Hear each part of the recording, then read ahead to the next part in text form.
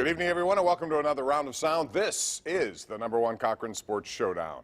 I'm your ringmaster, Bob Pompeani. Thanks for joining us tonight. We have a lot to get into, including unwritten rules in baseball. Also, the amazing Phil Mickelson and what he accomplished this week at the PGA Championship. But the #1 topic tonight on the #1 Cochran Sports Showdown will be the Penguins. A best of 7 has now been reduced to a best of 3. And here to talk it with you is your panel tonight. We have Josh Yohe.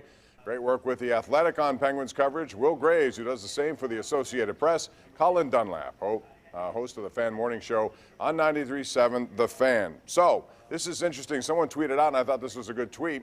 It's kind of like the Steelers when they started 11-0, and all of a sudden people were talking about Super Bowls, and then all of a sudden they end 1-4, and people talk about Roethlisberger's done. There's emotional roller coasters in all sports, especially in the NHL playoffs. Josh, where are we on that emotional roller coaster right now with you?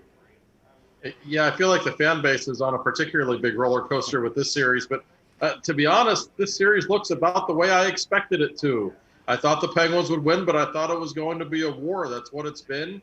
The Islanders are one of the 10 best teams in the National Hockey League. The Eastern Division was, in my opinion, without question, the best division. This is how you would expect a first-round series to go. So I don't think there's need for panic. The Penguins obviously did not play well yesterday. I don't think the Islanders could have played a better game than what they played in Game 4. Their backs were against the wall. They weren't home. They played a perfect game. It happens. The Penguins are not in a horrible spot. My biggest issue with them moving forward is their goaltender, who has given up 4 goals in 3 of the 4 games in this series. That's a potential problem, no doubt. But people need to settle down a little bit. This is what the first round of the playoffs is supposed to look like. I mean, Josh, what gives you that confidence? I mean, this is a team that is still 3-11 in their last 14 playoff games. They yesterday looked like you could have told me yesterday's game was yesterday or was in 2019, and I wouldn't have known the difference. When they've been asked for pushback, like last fall in Montreal, they acted like they couldn't get out of the bubble fast enough. I'm sorry, in Toronto. I'm sorry. I mean, so I look. Do they deserve respect as Hall of Famers? And a lot of these guys are going to be, their names are going to be on the cup for a long, long time. But how can you look at what happened yesterday and just assume that they're going to step back because they're the Penguins? Well, I don't think there's any assumption they're going to fight back. What gives me some there's hope an is that the assumption top on my line, Twitter feed, Colin. Let me tell you. Right, there's a the lot top of line assuming hasn't going played on well. my Twitter feed. Well, I see it the other way. I think there's a lot of doom and gloom, to be frank. The top line hasn't played well. I think that they're due to play pretty well. I think Tristan Jarry's going to elevate his game. And I think that we're forgetting this. And Josh, I think, eloquently put it. Everybody had the Pens in 6. Like, it's still on track to be that. We, as a fan base, and we as a hockey consumers in this town, get 2 up and 2 down and ride too much of an emotional roller coaster within the throes of one series and within the throes of one playoff. That's just what happens. If you go out and you win tomorrow by 1 goal, by 3 goals, by 7 goals, if you go out and you win, do you think that the New York Islanders are going to beat the Penguins 2 times in a row? Then everybody would be on cloud 9 in this city Monday night at about 10:30. You guys talked about the first line.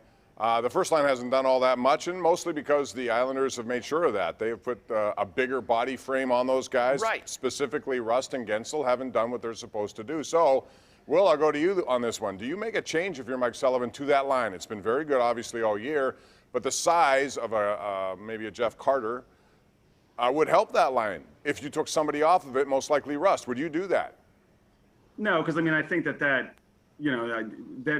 they've been too good for too long. They sort of deserve the benefit of the doubt. I mean, I think they just simply need to play better, right? I mean, that's their best players need to be their best players. And Jeff Carter's been maybe their best player. Chris Letang has, until about the 3rd period of yesterday's game, was their best player in the series. I mean, that's, I know Sully, when you try to pin him down on when's the right time to make a line change, he gets really vague, and Josh knows this very well. I just don't know if there's anybody that you can plug in and all of, and that little Sully magic is going to happen. So I would say stick it out. And look, if they get railroaded tomorrow night, then you have to look for some kind of spark, but maybe not yet. Josh, I don't know if you'd agree with me, but I don't think it's as much personnel as I think it's about coaching to this point in just one small thing, and it's Barry Trotz utilizing the last change at home. I think that's a really big deal in this series. His ability to match up against that top line, he's not going to be able to do it here in Pittsburgh as much or really at all. For me, that was gigantic at Nassau County Coliseum, what Trotz was able to do and force Mike Sullivan to try to react to it, and he just wasn't able to. I thought Trotz took the initiative and did a very good job of it. Yeah, that's the interesting thing in this series to me. The Casey Cizikas line is the Islanders' shutdown line. It's one of the best defensive lines in hockey. They've been eating Crosby's lineup most of the series. Even in the first two games in Pittsburgh, Mike Sullivan did not go out of his way to get Crosby away from that line. And for the life of me, I just don't get it. Sullivan never, and I think Mike's a great coach, but he's never really wanted to work the bench that much to get certain matchups. I just don't think he thinks it's that important. Well, I disagree with him on this one.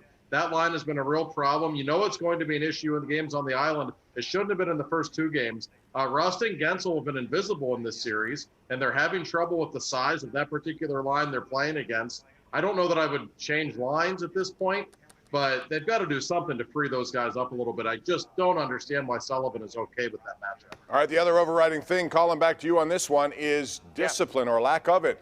Now, we heard Evgeny Malkin again yesterday say, yeah, we got it back. But it seems like every year, whether it's Letang or Malkin, you can get, these guys are emotional players, and the Islanders seem to know, or a lot of teams seem to know how to get under their skin. They have to harness that in. They say they can do it. Can they do it?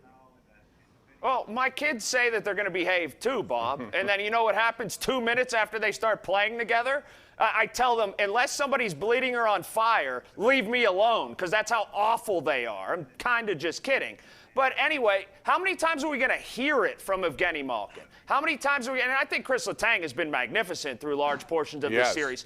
But Evgeny Malkin was inexcusable. It was inexcusable what he did. And anybody who doesn't say it is giving him a free pass. You can't come out and take 3 penalties. You can't come out and play like that. Look, he's obviously hurt. He has no drive from his legs, and he's trying to grit it out and trying to gut it out. And you have to give him some credit for that because his legs just aren't there.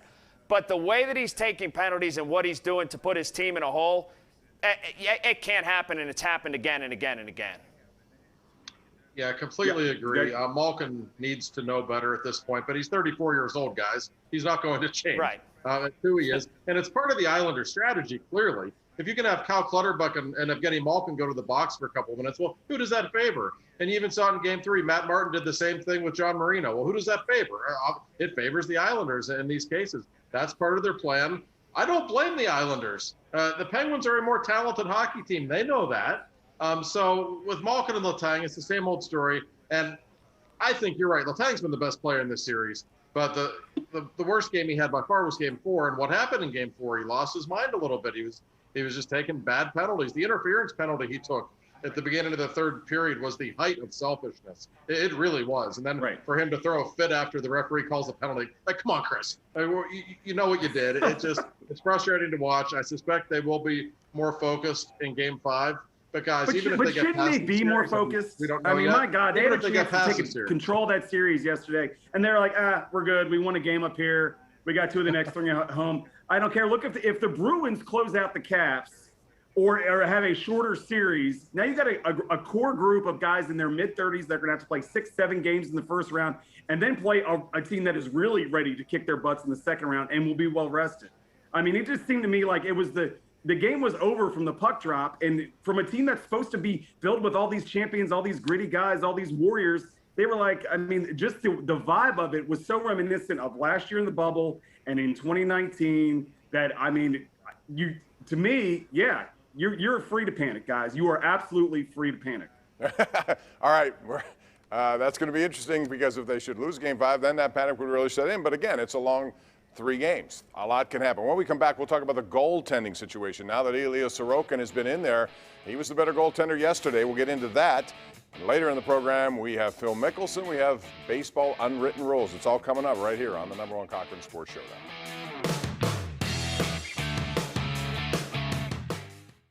The #1 Cochran Sports Showdown is brought to you by #1 Cochran. Go one better. And by Highmark Blue Cross Blue Shield. Have a greater hand in your health.